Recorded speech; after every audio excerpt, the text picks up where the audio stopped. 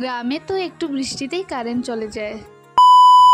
So hello everyone, আমি Lipika Das. Again welcome back to my another video. তো দিনটা ছিল রবিবার, আর আমি সকালে ঘুম থেকে উঠে প্রথমে গেছিলাম টিউশন পড়াতে। তারপরে বাড়ি এসে দেখি মা নেই, আর এইদিকে একটু রান্না করে গিয়ে দেখলাম যে মা এই মানাটা এনে রেখেছে। তো এই মাস তো বাংলার ভাদ্র মাস, আর এই মাসে মানা ভাজা খেতে হয়, আর এই মাসে নাকি মামির হাতেও ভাত খেতে হয়। কিন্তু আমি এত বড় হলাম, এখনও পর্যন্ত একবারও মামির হাতে ভাত খেতে পারিনি ভাদ্র মাসে। তো যাই হোক, আর এইদিকে দেখো মা নেই, আমি ভাবলাম যে একটা সবজি আর ভাত রান্না করে একটু এগিয়ে রাখি। তারপরে আমাদের বাড়িতে চলে এলো ভাগ্নে, আর নিয়ে এসেছিলো আইসক্রিম।